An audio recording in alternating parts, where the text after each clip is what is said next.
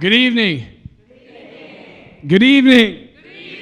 Just so you guys know, I'm a high energy, I talk fast, and I'm going to be doing that a little bit. And I just want to take a minute. You know, Mr. Mayor, Farmington's safe, all you people, I want you guys to, let's all give them an amazing hand for putting on this awesome event for everybody.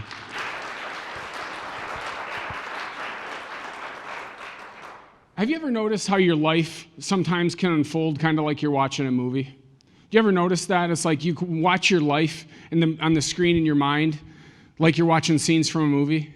You think about that. Like think about the scenes when you were, when you got married. You think about that scene and the scenes when you graduated from college and all these different scenes. And when I think about my life and I think about all the different scenes in the movie of my life, and I think of some really challenging scenes.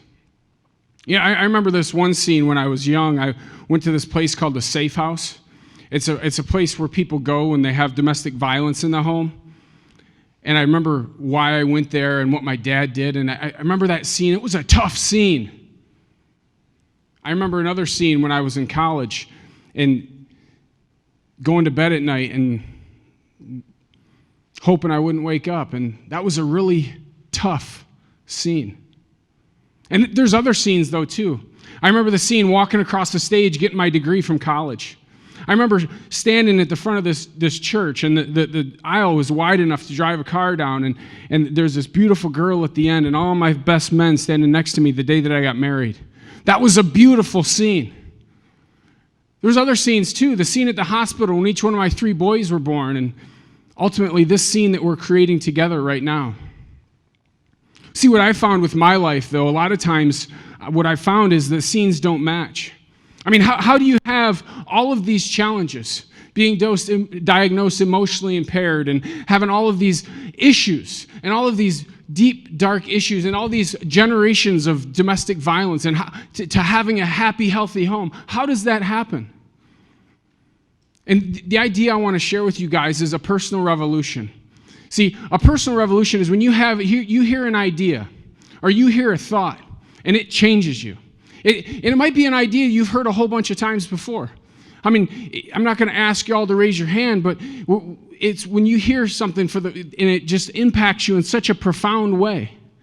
And the thing is, when I first started doing this, I used to always think that it was only people that were really struggling. But the fact is we're all looking for the next level. But see, what I found in some cases is sometimes we get stuck on some of those tough scenes. Let me hear scenes. Scenes. We get stuck on some of those scenes. And that's what we're talking about today. We're talking about trying to find a way that we can, as a community, help people who are in those tough scenes and those challenging scenes, and we can help them live the rest of their life and make some more beautiful and amazing scenes. Let me hear scenes. Are you guys ready? Let me hear ready. Ready. You guys are ready. The first idea, any good movie has a few common things. The ones we're going to talk about today is the first thing that every good movie has to have is a main character. It's got to have a good character. And if you think about the movie of our life, I mean, who in here has got a nice commute on your way to work? How long's your commute? 3 minutes. All right, give her a hand for a 3-minute commute. She's saving the environment. Good for you. Well, you ever notice that when you get in the car, you're going to that familiar destination, you've been there 100 times or more, and you buckle your seatbelt, next thing you know, bam, you're there. Do you ever notice how that happens? It's like the ride just magically happens. But what we don't realize, friends, is when we're on that trip, we're watching a movie in our minds. We're watching scenes. We're watching the scene that we left.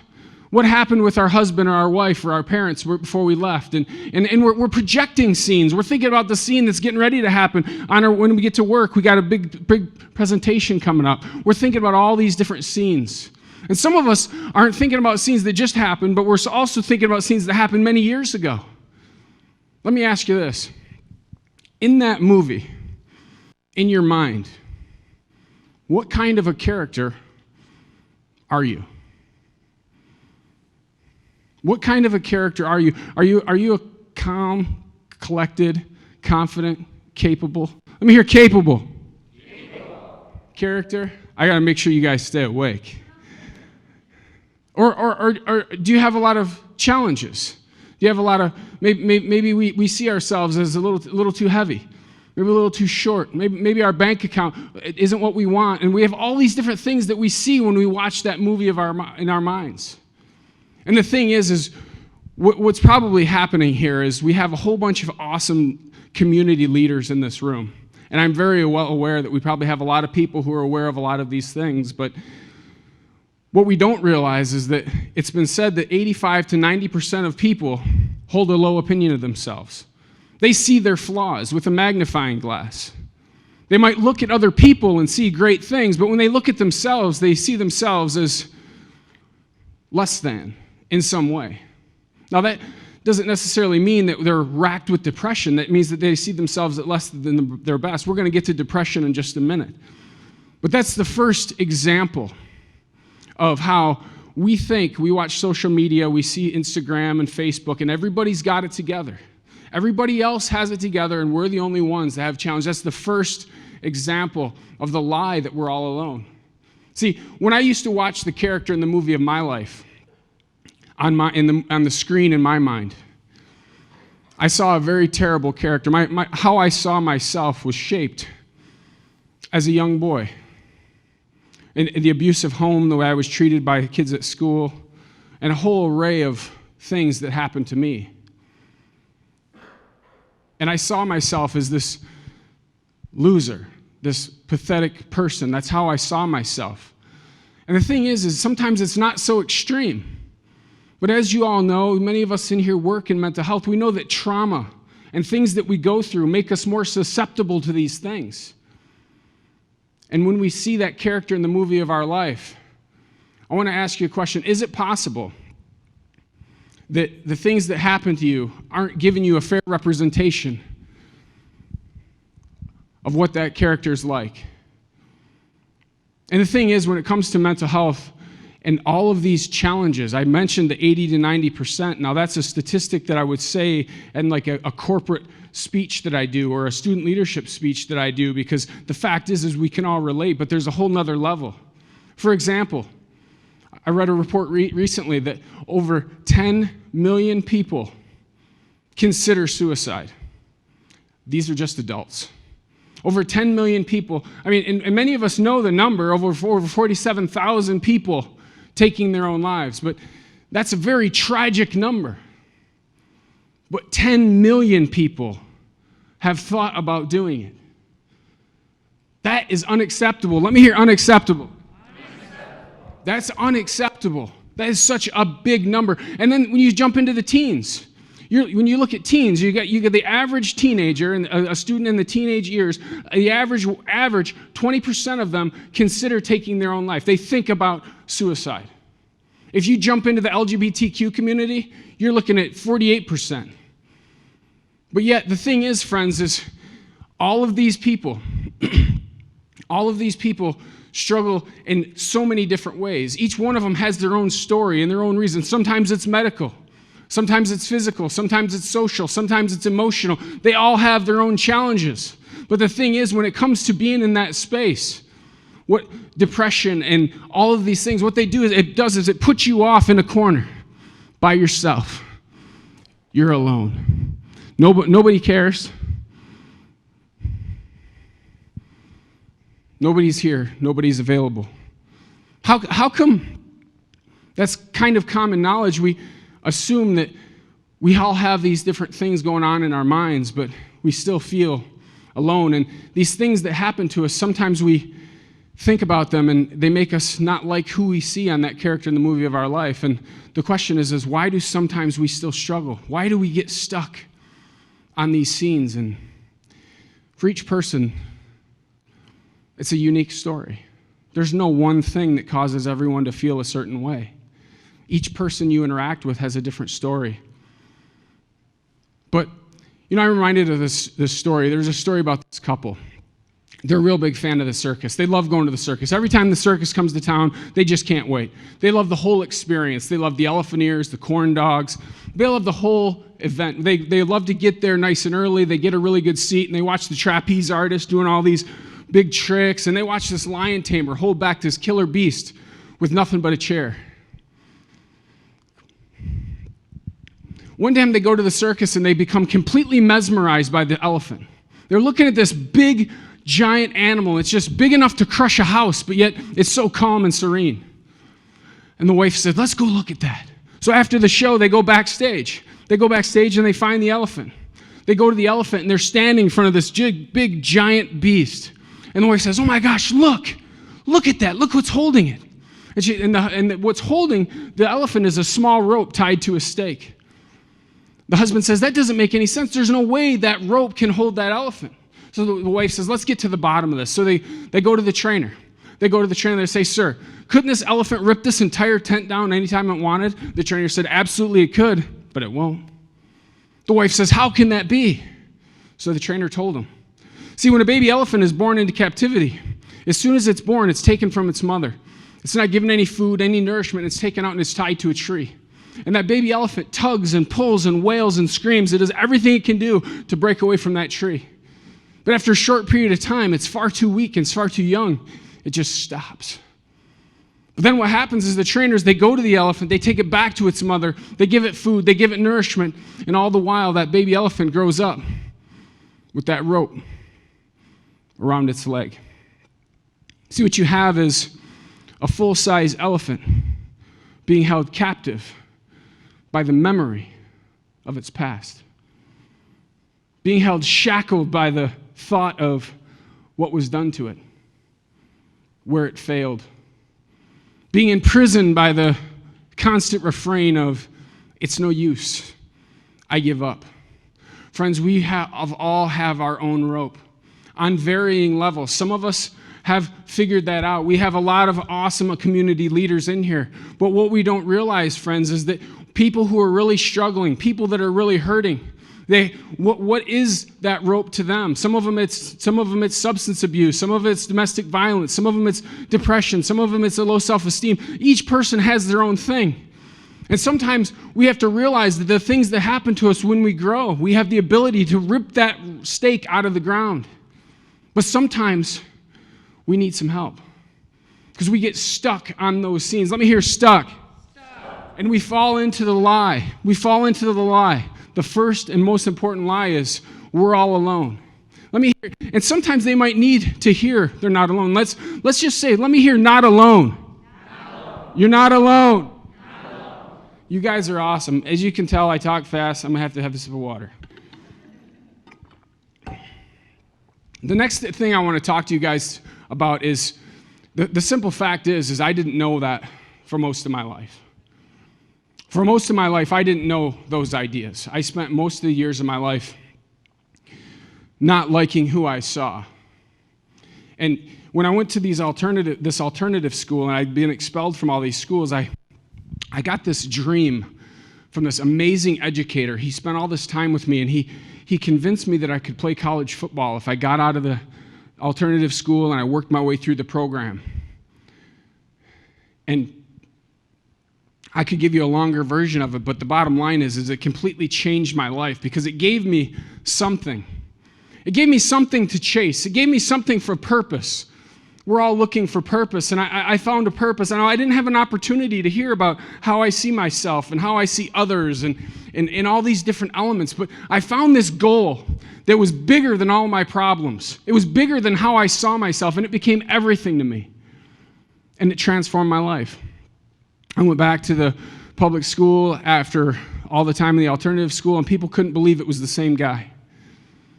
4 years of high school, the recruiter that I always wanted to play for this one specific school, and the guy showed up and recruited me. And I went to school there, and I was so excited. This was a dream. Keep in mind, when this dream found me, I was in an alternative school, and my grades were, I was in a mess. Can we agree that that dream saved my life? A dream can save your life. Let me hear dream. Dreams can save our lives. The thing is, though, is many times we probably have realized as adults that sometimes things don't work out how we always think they are going to. We don't always realize that we want to get there. We want to get there. We want to get there. We want all these goals, but sometimes when we get there, things don't match what we expect of them. Then I broke my foot. Then I missed a whole bunch of time, and then I broke it again, and I had to have surgery. All the while, I can feel like I'm starting to go backwards. Like my whole dream, this whole thing, my whole life is coming unraveled. This dream is who I am. I got the screw put in my foot, and I broke it again. And then I spent all summer working out. I came back the next year, and I broke the same bone in the other foot. It was falling apart. Everything I am is wrapped up in this. Maybe not a lot of athletes in here, maybe some, but how many of us feel that way with our jobs, our careers? Everything I am is wrapped up in this.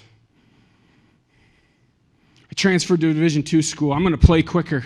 I got the screw put in right away this time. I got there. The first practice, guess what happened? I broke my foot again. I went in the office and the doctor said, Josh, you need to take up golf because your football days are over. And I found myself in a very difficult place. Everything I was gone.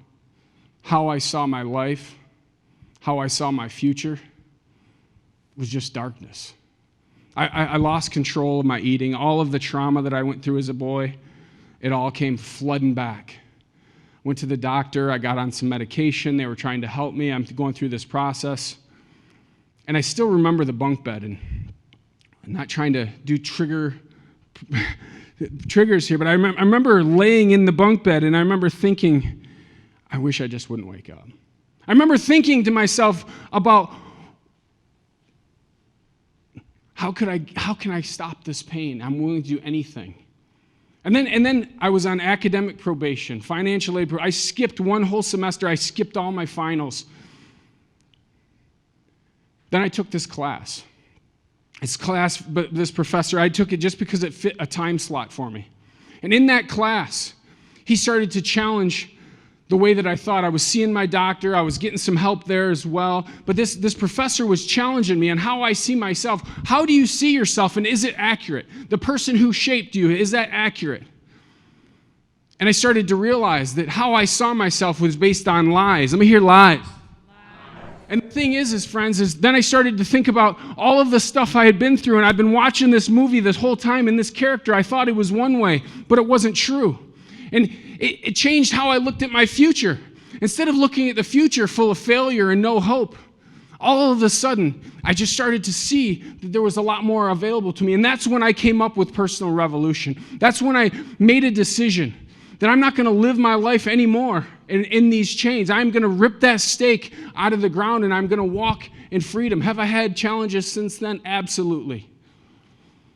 But my life has never been the same. And it was then, many years ago, when I was in college, that I made a decision that I was going to work to help others. Some of you in here maybe say, Josh, I understand where you're at. I've been there. I've been in that spot. Some of us, maybe we're still there. Maybe we see that character and it makes us sad. We think of the future and we think of fear and dread. And you say, Josh, I'm happy for you. You had a professor and a mother and different people who sowed in your life and a doctor who helped you. But I don't have anybody. And I just want to say to that friend in this room, to everyone else in this room, if you knew there was somebody in this room that was struggling, there was somebody in this room that was hurting, there's somebody in this room that had that much pain where they needed some help, and you would hope that they would come to you. You would hope that they would reach out to you. And if you couldn't help them, you would find them help. I would like each one of you that would be willing to do that to raise your hand. Each person that would be willing to do that to raise your hand. See, hold them up for a second, guys. We have a whole room, nice and high. We have a whole room full of people who are willing to help. And the thing is, friends, thank you so much for your hands. Thing is, friends, to the people who have those hands up, you guys are the game changers for those people. And as we look at our life and we look at the future that we have, the work that each one of you do, helping those people, almost in this room today, I've done that thing a lot. In this room today, I think every hand went up. that we have a whole room full of people who are willing and able to help. So my challenge to each of you, as you go out into your world, you go back to your job, you go back to the person in the office next to you. They might be waiting for you to hear, to see that hand in the air. You might not know it. You're going to see a whole bunch of family members at Thanksgiving. How many of us love Thanksgiving? Yeah, you're going to be interacting with people, and they are not here right now to see your hand. When my kids are looking for me, around the house, they're Daddy, they're looking for me. Sometimes I have to say, here I am. And to those people back at your workplace, to those people in your organization, those people in your family, those people at Thanksgiving, those people who are looking for help, I want you to say, here I am. Let me say, here I am. Here I am. You guys are an inspiration to me. And the world is better because of you. The work that you are doing. I want to say that there is a whole world out there of people who are stuck in those tough scenes. They're waiting for us to let them know that we're available for them. And I will also say that there are thousands and thousands of people, because of the work of the people in this room, there are thousands of people out there that are living new scenes. They're living scenes that they may never have had before because of the work and the effort and the time and the countless volunteer hours. Some of us have spent years and tens of thousands of dollars on education to work in this field because of you. And I just want to say one last thing. It's been a privilege to be here. My name is Joshua Spears. It's an honor to spend time with this amazing organization, and I thank you guys so much for your time. Why don't you guys give yourselves a hand?